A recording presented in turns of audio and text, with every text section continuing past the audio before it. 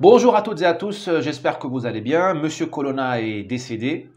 Donc tout d'abord, c'est l'occasion pour moi de présenter mes condoléances à son épouse et à sa famille. Peu importe si Monsieur Colonna était coupable ou pas, sa mort est tragique, illégale, illicite, suffit pour qu'il ait mon empathie. Monsieur Colonna, qu'il soit coupable ou pas, était un être humain et était un citoyen français. Et il revenait à la France de le protéger. Donc, mon premier point sera de demander, dans cette vidéo, très humblement et sans grand espoir, demander la démission de M. Dupond-Moretti. Alors, j'ai pas beaucoup d'espoir, mais bon. Je sais que M. Dupond-Moretti existe, il est au gouvernement parce que dans ce pays, nous avons maintenant l'impunité. Personne n'est puni pour les bêtises qu'il commet. Donc là, les gens commettent des bêtises, hein.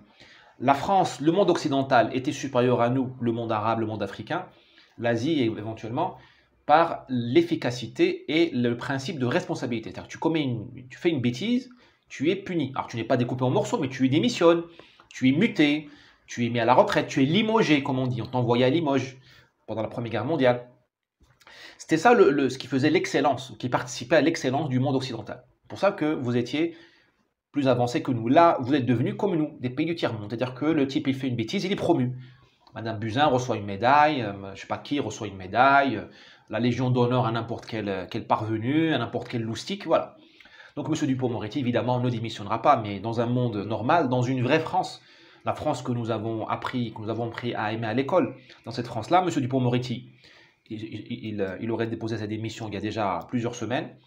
Le président, le directeur de la prison, la d'Arles, il aurait été muté à Cayenne, aux archives. Et les surveillants, après enquête administrative, s'ils ont commis des défaillances, ils auraient été mutés à la poste pour distribuer le courrier en Ardèche. D'accord? Dans un pays normal. D'accord? Après, dans un pays du tiers-monde, effectivement, c'est l'impunité, le copinage, l'effet tribal, l'effet clanique, qui couche avec qui, mais bon. Deuxième point, je vois que la peine de mort n'a pas été abolie en France. Moi, on m'avait dit, j'ai cru naïvement que M. Badinter avait fait abolir la peine de mort en France. Je vois que la racaille, les salafistes, ont le privilège d'appliquer la peine de mort. À la limite, je me demande pourquoi on s'est privé, nous, État de droit, République française, de la peine de mort, si n'importe quel voyou peut l'appliquer. Ça sert à quoi de te priver, toi, d'un châtiment qui, après tout, rentre dans la tradition française, même dans l'inconscient mondial. Je veux dire, la plupart des pays du monde, corrigez-moi, appliquent encore la peine de mort. Pourquoi tu te prives de ça si tu le donnes, ce privilège-là, à la racaille, hein? C'est le monopole de la violence légitime, c'est ça, le monopole de la violence légitime, il faut qu'il soit chez l'État, pas chez le moindre salafiste qui... Voilà. Bon. Donc, M. Badinter, je suis désolé de vous le dire, mais votre réforme, elle n'a pas abouti. Puisque maintenant, pourquoi je dis que votre réforme n'a pas abouti, M. Badinter? Parce que la peine de mort, c'est impressionnant. C'est le droit de vie ou de mort. C'est Dieu qui fait ça. Dieu, le roi, dans notre inconscient collectif. Donc, si la moindre racaille applique ça, c'est que la racaille est devenue roi. Le salafiste, c'est le roi maintenant. Parce que c'est lui qui a le droit de vie ou de mort. C'est le roi. Voilà, donc on a fait tout un cheminement intellectuel, on a décapité Louis XVI, on a emmerdé l'Europe entière avec Napoléon qui a voulu conquérir la Russie, l'Espagne, tout ça. On a fait plusieurs républiques, deuxième, troisième, quatrième, cinquième république. On a enlevé la peine de mort en 81 avec les applaudissements, les you-you et tout ça. Et là, on est revenu, tout ça pour ça, tout ça pourquoi? Tout ça pour introniser la racaille. Je dis bien intronisé parce que nous donnons un pouvoir régalien, royal, à des gens qui, dans un pays normal, comme le Maroc, bon, le Maroc n'est pas un pays normal, mais vous m'avez compris, auraient été des chaouches, des moins que rien, des sous-fifres. C'est-à-dire qu'aujourd'hui, vous avez le pouvoir en France, pas le pouvoir en tant que... Enfin, une partie du pouvoir, elle est chez des chaouches. Le pouvoir de nuire, parce que le pouvoir de donner la vie ou d'enlever la vie, c'est un pouvoir, je suis désolé, hein. Le pouvoir, c'est pas Madame Hidalgo à Paris qui légifère sur les trottinettes. Ça, c'est pas le pouvoir. Ça, c'est comme disait Zemmour. Hein, c'est du futile. Le vrai pouvoir, c'est ça, la vie et la mort. Et là, ce pouvoir-là, il est chez la racaille. Bon, donc je me dis, tout ça pour ça. Troisième point, les prisons françaises. Il faut quand même faire une grande réforme des prisons françaises. Tout le monde le dit à la France depuis des années, notamment l'Union européenne. Elle dit les prisons françaises sont une honte. Quand même drôle pour le pays des droits de l'homme, que ces prisons soient une honte. Et je me dis, j'ai jamais compris pourquoi la France n'acquiesçait pas. Pourquoi la France ne réformait pas son système pénitentiaire. Parce que quand la CEDH, l'Union européenne, la Cour européenne de je ne sais quoi, demande à la France d'accueillir tous les terroristes du monde, la France s'exécute illico presto. Et là on dit, ah, on n'y peut rien. C'est l'Europe, monsieur Galli, c'est l'Europe, vous ne vous rendez pas compte. C'est le bloc de constitutionnalité, ça nous tombe dessus, on n'a pas le choix. Mais quand l'Europe dit, à raison, justement, à juste titre, elle dit à la France, réformez vos prisons sont dégueulasses, la France ne s'exécute pas. Deux poids, deux mesures. Bon. Comme nous ne sommes pas naïfs, nous savons très bien que notre régime feint la soumission à l'Europe parce que lui, il n'applique des mesures européennes que les mesures qui détruisent la France. C'est-à-dire garder les terroristes, garder les fichiers S, réinjecter les délinquants étrangers dans la société comme on injecte des gouttes d'arsenic dans une fontaine propre. C'est ça le but, c'est ça la politique, la vraie politique de ce régime-là, de droite comme de gauche. Voilà. Donc les prisons, tout ça, ils s'en foutent. D'ailleurs, les ONG qui chouchoutent les délinquants quand ils sont dehors, au tribunal, ou quand ils vous cassent la gueule, ils les oublient en prison. Parce que ces ONG-là, leur objectif, leur vraie politique, c'est pas les droits de l'homme, c'est pas l'avènement des droits de l'homme. Ça, c'est clair. Il n'y a que les naïfs comme moi qui croient encore. L'unique objectif de ces ONG, c'est de pourrir la société française, de l'intoxiquer, comme je vous dis, des gouttes d'arsenic. Donc pour eux, le délinquant ne les intéresse, ces ONG-là, que quand il est dehors, quand il est capable d'agir, de faire le mal. Quand il est en prison, ils s'en foutent. C'est pour cela que nos prisons sont dégueulasses, c'est pour cela qu'il n'y a pas de campagne, de grève nationale pour refaire les prisons. Il faut voir, les prisons françaises sont une honte, une véritable honte. C'est pas parce que tu es déclaré coupable que tu perds ta dignité. D'ailleurs, en prison, tu vois, ça c'est un autre point, tu vois que la diversité est une foutaise. On nous dit la diversité c'est merveilleux, la diversité c'est le vivre ensemble, c'est la coopération, c'est la confiance, c'est une richesse pour la France.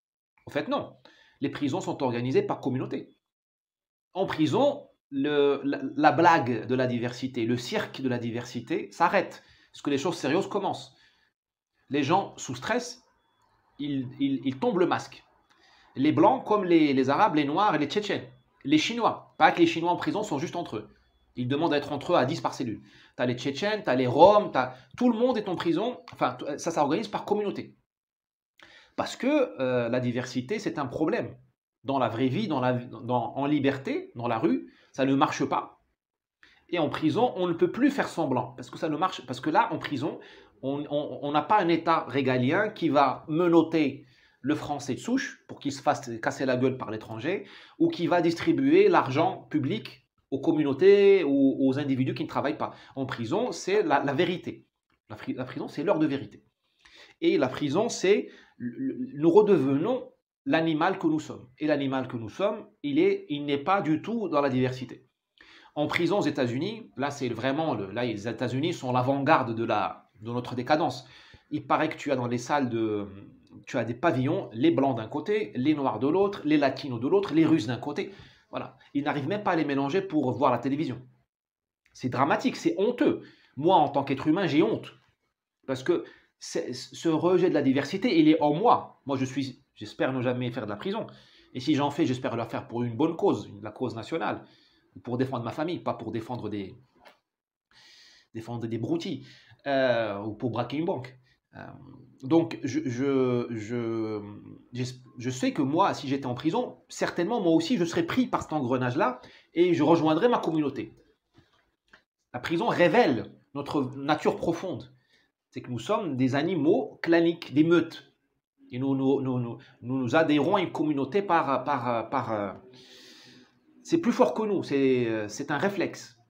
Voilà, donc c'est ça la leçon des prisons, une des leçons des prisons. C'est que la diversité, c'est un sport d'élite. Il n'y a que les cosmopolites véritables, il y en a, mais c'est une micro-minorité, qui sont capables de passer une journée où ils vont entendre 10 langues parler. Il prend le métro, il entend le pashtun ou le bengali, il prend son café, il entend quelqu'un parler en russe, sa collègue, elle est tchétchène, sa maîtresse, elle est ivoirienne, hommage à la Côte d'Ivoire, sa femme, elle est suédoise, voilà. Ça, c'est fait pour des dandys, pour des gens qui sont faits d'une pâte humaine différente de la nôtre. Mais la majorité des gens, elle n'est pas faite pour la diversité. Nous vivons malheureusement dans un monde monochrome, unidimensionnel. Voilà. Donc, la leçon des prisons. Sur cette histoire de prison, il faut qu'on pense aussi à que faire des prisons d'ici 10 ans, 20 ans, 30 ans. Il y a une réflexion à avoir sur le futur de la punition. Je sais que la punition est un mot qui est tabou. Enfin, il n'y a que nous qui sommes punis, hein, la droite nationale. Nous, on est censurés, on est punis. Par contre, la racaille, les homicides, les assassins, tout ça, eux, ils ont droit à la réinsertion, au rappel à la loi, au sursis. Voilà. Il n'y a que nous qui sommes... La punition chez nous, elle s'applique... Bon, peu importe. Plus sérieusement, il y a une réflexion à avoir sur la punition. On nous dit les prisons ne sont pas bonnes. C'est pas un endroit où tu te réinsères, c'est pas un endroit où tu te réinventes. Certainement. Alors, qu'est-ce qu'on fait à la place? Et là, c'est le silence. Je pense que même si on est de droite, nous devons nous autoriser cette réflexion-là. Quel est l'avenir de la punition? Est-ce que c'est l'enfermement? Est-ce que c'est, je ne sais pas moi, avant c'était les châtiments physiques, hein. Est-ce que c'est les travaux forcés? Est-ce que c'est le repentir? Est-ce qu'on peut réduire les peines de prison si quelqu'un fait la repentance? La vraie repentance, pas celle par rapport à l'Algérie, c'est la repentance par rapport à la société. Par rapport à la victime d'abord, individuellement, à sa famille, à la société. Dans Black Mirror, cette excellente dystopie qui est passée sur Netflix, il y a un épisode sur le futur de la punition. Et bon, c'est un futur qui est horrible.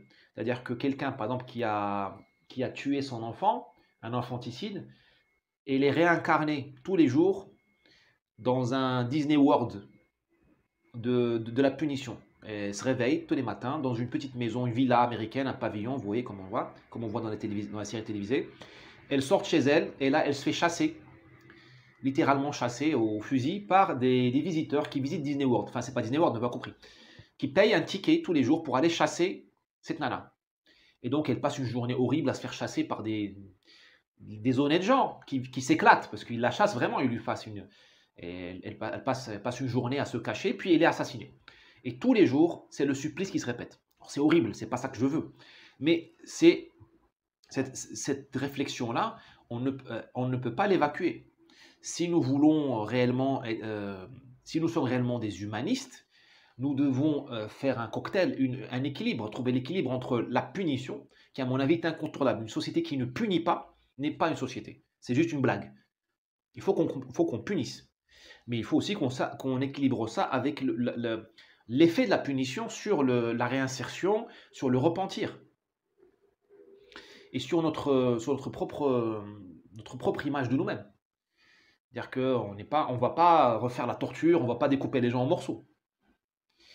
Mais il ne faut pas non plus qu'on laisse la racaille faire le... C'est pas parce que nous on ne torture pas que la racaille a le droit de torturer. Sinon c'est une blague. Vous voyez ce que je veux dire? Parce que dans une société, celui qui a la violence a le dernier mot. Le dernier mot appartient aux violents. Donc il faut que les violents soient nous. Pas la racaille, pas les islamistes, pas la mafia. Donc ils me font rigoler les Néerlandais que j'aime bien. Ils te disent nous sommes des humanistes, nous sommes des droits de l'homiste. Mais le dernier mot, qui a le dernier mot aujourd'hui en Hollande? La mafia marocaine, la mafia rifaine. Donc les Néerlandais, il faut qu'ils se remettent en cause, hein. Tu n'emmerdes pas le monde entier avec l'histoire de droits de l'homme si toi-même tu as perdu ta souveraineté. Parce que la souveraineté, elle est chez le gars qui est violent. C'est lui qui a le dernier mot. Voilà, donc il y a une réflexion à avoir sur la violence. Bon, je ne l'ai pas menée, c'est une réflexion pour les esprits très brillants, très intelligents, pour qu'on fasse une nouvelle punition. Il y a aussi l'aspect économique. Quelqu'un qui est en prison coûte cher. Donc, il faut qu'on mette ça aussi, l'aspect économique, dans l'équation. Peut-être que la réflexion n'aboutira à rien et qu'on dira, bah, écoute, on n'a rien trouvé de mieux, de moins mauvais que la prison. Alors là, oui, d'accord. Ou que la peine de mort. Moi, je suis pour la peine de mort. Évidemment, pas pour la peine de mort à chaque coin de rue, mais pour une peine de mort, à la limite, qu'il ne soit même pas appliqué, mais qu'il soit prononcé. Parce que je pense que l'État a besoin, la société a besoin de punir. et elle a besoin d'avoir le dernier mot. Donc la violence maximale, c'est la peine de mort. Il faut qu'elle soit chez nous, pas chez la mafia ou la raquette. Mais je suis ouvert au débat. Enfin, le dossier Corse. Donc, la Corse apparemment s'embrase ou va s'embraser. Enfin, la Corse est toujours en train de s'embraser ou sur le point de s'embraser. Euh, je ne connais pas le dossier Corse, donc je vais pas. Mais je commence à évoluer. Moi, je suis toujours très méfiant par rapport au séparatisme, les différents séparatismes. Mais moi, si j'étais Corse, j'avais 20 ans. Si je vois qu'Ivan Colonna est tué par un salafiste, quand je monte à Paris, je vois que c'est une ville africaine. Quand je vais à Strasbourg, je vois que c'est une ville turque. Quand je vois que probablement le prochain ministre de Macron sera pire que Marlène Schiappa. Donc voilà. Quand tu vois que la prochaine Marianne française sera probablement transgenre, ou un peu transgenre, dixit Madame Schiappa, verbatim. Eh bien, tu te dis, écoute, il vaut mieux que je prenne mon indépendance.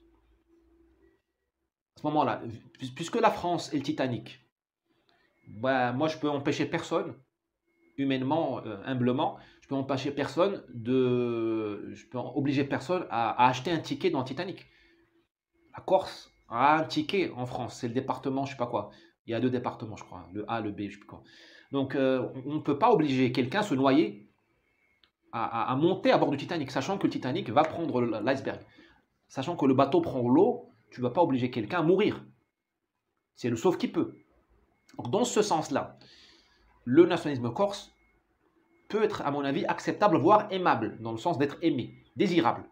Si un Corse vient me voir et me dit moi, je ne veux pas m'islamiser, m'africaniser, me tiers-mondiser, donc je quitte la France. Je dis, mon gars, je te comprends. Il y a certainement une réflexion à avoir sur l'avenir de l'Europe, un avenir régionaliste. Alors là, moi, je fais ma révolution mentale. Il y a un mois, je vous aurais dit, les régions, c'est l'ennemi du bien.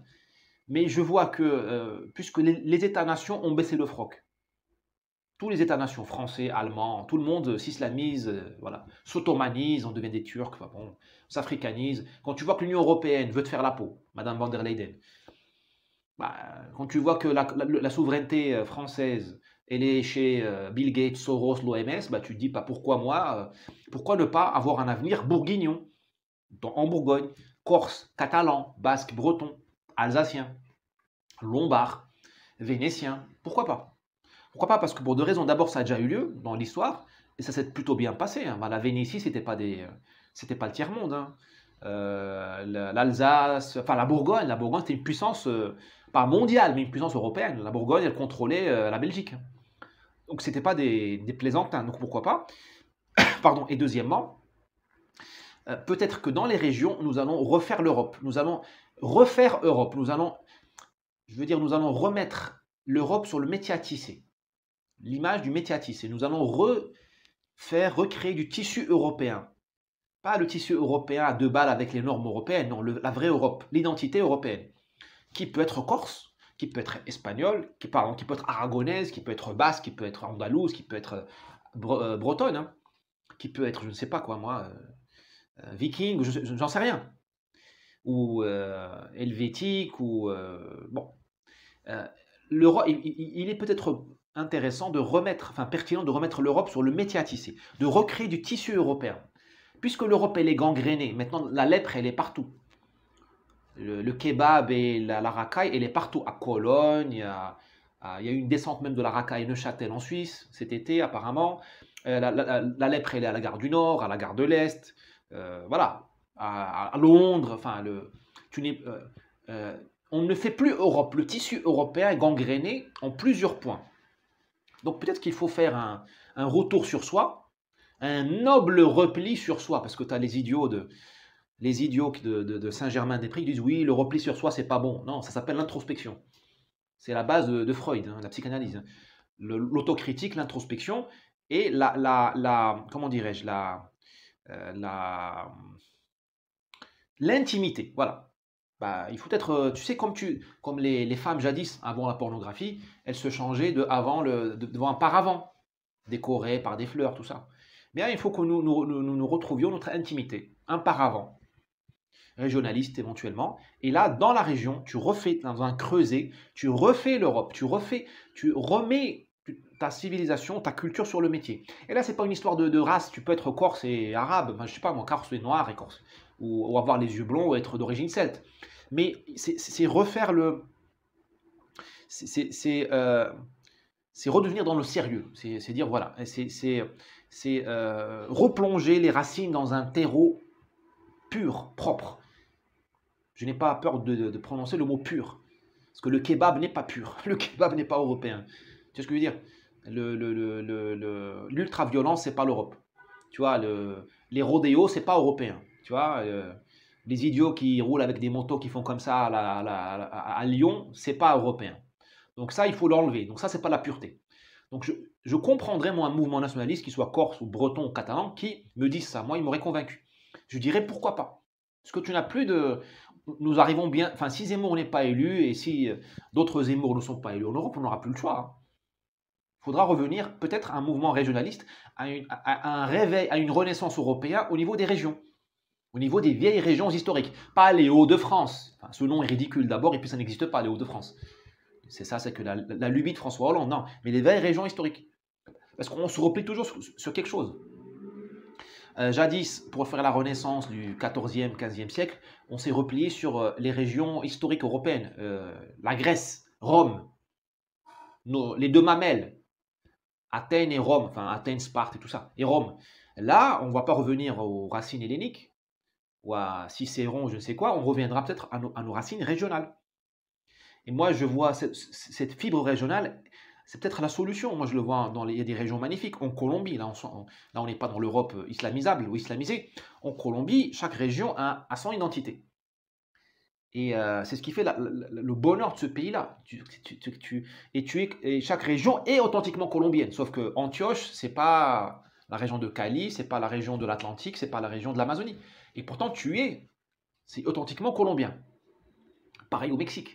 Oaxaca, c'est pas Chihuahua, c'est pas Veracruz. Et pourtant, au niveau local, au niveau régional, on produit la chair. Dans les grandes villes, on la détruit parce que tu as McDonald's, tu as Starbucks, tu as l'immigration de masse, tu as cette espèce Dans les grandes villes, on a l'impression que le fluide qui coule dans les veines, c'est un fluide, c'est un dissolvant.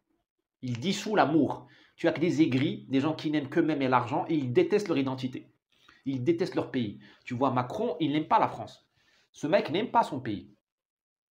Il devrait faire de la psychanalyse, hein, parce qu'il faut qu'il comprenne. Il n'aime pas son pays. Mais il n'est pas seul. C'est toute une classe qui n'aime pas la France. Donc pour elle, l'immigré qui arrive et qui crache sur le drapeau, pour elle, c'est normal qu'il crache sur le drapeau. Parce qu'ils pensent comme elle. Vous savez, quand les immigrés, enfin les immigrés, non, quand les racailles brûlent les Champs-Élysées, vous savez, Macron ne perd pas le sommeil. La bourgeoisie française ne perd pas le sommeil. Parce que pour elle, les Champs-Élysées, c'est pas bien. C'est un moyen de gagner de l'argent. Parce que c'est une avenue qui attire Starbucks, McDonald's, Louis Vuitton. Et je sais pas moi, pizza, je sais pas quoi, la pizza Polo, là, je sais pas quoi, là en bas. Mais voilà, pour eux, les Champs-Élysées, c'est pas important. Pour Champs-Élysées, pour eux, ils changeraient ça pour Ibiza ou pour, je sais pas moi, l'avenue du Cher, je sais pas quoi, à Dubaï. Pour eux, c'est un Disney World. C'est un village Potemkin touristique. Alors on le brûle, on le refait, on le brûle, on le refait, on le brûle, on le refait. Voilà. Pour nous, c'est autre chose. Et donc, peut-être que le salut, comme disait Rousseau disait le salut est dans le monde rural. Moi, je dirais plus loin, le salut peut-être est dans le monde des régions, dans le monde des régions historiques, dans le vrai Pays basque, transfrontalier. Alors ceux qui me connaissent, moi, il y a un mois, je n'aurais pas dit ça. Moi, j'aurais dit le Pays basque, il faut qu'il ferme sa gueule, c'est soit espagnol, soit français. Soit tu es à Santander, soit tu es à Dax, je ne sais pas si Dax c'est le Pays basque, mais vous m'avez compris. Bayonne, je ne sais pas quoi. Bon, mais quand tu vois que Madrid est devenu woke, quand tu vois que Paris est devenu woke, peut-être que ton salut, et là on parle vraiment de salut, voilà, et dans une renaissance régionaliste mondiale. Et là on va clouer le bec éventuellement à nos amis du 7e arrondissement qui nous traitent de fascistes. C'est pas un repli sur soi, parce que moi je rêve d'une internationale régionaliste. avec les Colombiens d'Antioche, les Mexicains de la Baja California, avec les Italiens de la Lombardie, avec les Russes de l'Oural, qui ne sont pas les mêmes Russes que les Russes de la, je sais pas moi, de la Volga, je connais pas bien la Russie, hein, je dis des choses comme ça, avec les Rifins du Maroc, avec les Beloulis comme moi du Moyen Atlas, et là on sera entre musulmans, slaves, corses, tous autour d'une table, l'un qui fume le sepsi comme chez moi au Maroc, c'est du cannabis. L'autre qui fume le cigare, le cubain, le colombien qui boit son eau de ville, aguardiente, et tout le monde sera soi-même. Je pense que c'est un moyen d'être universaliste, cosmopolite dans le sens vrai du terme, mais d'être quelqu'un. Moi, j'aimerais être un cosmopolite qui ne soit pas vide de l'intérieur. Vous savez, il y a l'hélium, il y a la chair humaine. L'hélium, c'est Macron, c'est toute la clique, c'est tout ce que représente Macron. L'hélium, ils sont vides. Il n'y a rien, mais ça vole. Ça vole haut. Macron est président quand même. Et il y a les gens qui ont de la chair humaine, qui sont il faut, notre lutte, c'est l'être contre le néant. Ils sont le néant. Ils sont le néant. Nous sommes l'être. Et alors, il nous appartient à les renvoyer au passé et à construire le futur. Et là, il faut travailler. Et là, et le travail, ça veut dire, ce travail, il y a un peu de torture là-dedans. Travail, torture, racine latine. Et donc, il faut peut-être qu'on. Et la torture pour nous, c'est remettre, oser penser un régionalisme. Alors que nous sommes tous des centralisateurs, des jacobins, voilà. Il faut qu'on sorte de notre zone de confort. Parce qu'on ne peut pas renvoyer Macron au passé et nous installer au futur si nous restons dans la zone de confort qui est la complainte, tout va mal. Ça ne marche pas comme ça. Malheureusement, la vie est beaucoup plus dure, mais la vie sourit aux gens aux révolutionnaires. La révolution, c'est nous. J'allais dire que le roi est nu, le roi Macron est nu. La révolution, c'est nous. Ben, il faut maintenant qu'on la déploie, comme on déploie, vous savez, une carte d'état-major. La révolution, c'est pas dire Zemmour a raison. La révolution, c'est aller plus loin. Ça, c'est l'étape 1 de la révolution. La révolution, c'est déployer tout ça et refaire et casser les dogmes. Parce que, je vous dis, l'État-nation tel que nous l'avons connu, il nous a emmenés à l'immigration de masse, c'est-à-dire à la disparition. Ben, écoutez, il nous a amenés à Yvon Colonna, mort à Arles. Donc, je ne dis pas que j'ai raison, forcément, mais je dis que comme disait une chef que j'avais à un moment donné, une américaine, I am very excited. Elle disait, je suis très excitée. C'est une américaine et quand elle parlait en français, elle voulait nous faire plaisir, elle parlait en français, elle disait, je suis très excitée ce matin, il était 8 heures du matin, de vous parler. Alors quelqu'un lui a dit, madame, excitée, c'est pas la même connotation qu'en anglais. Donc I am very excited, parce que nous sommes à nouveau à l'aube de la nouveauté. Nous sommes en 1789. Toutes les routines que nous avons héritées du XXe siècle, le jacobinisme, le centralisme, tout ça, la technocratie, l'ENA, on est sur le point de les casser. Vous savez, nous sommes comme les mineurs au Chili qui sont pris dans la mine, elles s'effondrent et ils doivent casser le mur. Là, on va casser le mur. Et derrière, il y a la lumière du futur qui est le nôtre. Ou, si vous voulez, la métaphore de l'accouchement. L'accouchement est toujours très difficile, enfin, il est douloureux. Mais voilà. Nous allons advenir au monde. Nous sommes jeunes, même si nous avons les cheveux blancs, nous sommes jeunes. Mais faisons jeunesse, exerçons la jeunesse. Parce que Macron, c'est un vieux. Macron, c'est le passé. Toute cette clique-là autour de lui, tout ça, ils sont nécrosés et ils sentent le formol. D'où le masque, d'ailleurs. Pourquoi ils portent le masque? Ceux qui ne me connaissent pas vont croire que je délire. Je ne délire pas, je fais des télescopages. Ils portent le masque parce qu'ils puent. Leur monde pue. Ils puent. En plus, ils sont moches. Tout ce qu'ils font est moche. J'en parle souvent. Tout ce que ces gens-là touchent est moche. Paris, Hidalgo, c'est la laideur. Le cinéma français, c'est devenu moche. Enfin, tout ce que c'est touche là. L'architecture française, c'est moche. Tout ce qui touche, c'est moche. L'Élysée, redécoré par Madame Macron, c'est moche. Voilà, ce sont des beaufs. Voilà, bon, donc vive la Corse libre. Si la Corse libre veut bien participer à la renaissance européenne, là oui, là je serai dans leur rang, éventuellement, s'ils veulent bien de moi. Après, s'ils disent qu'ils ne veulent pas d'un musulman, c'est une autre conversation. Mais il y a des gens très intelligents en Corse. À plus.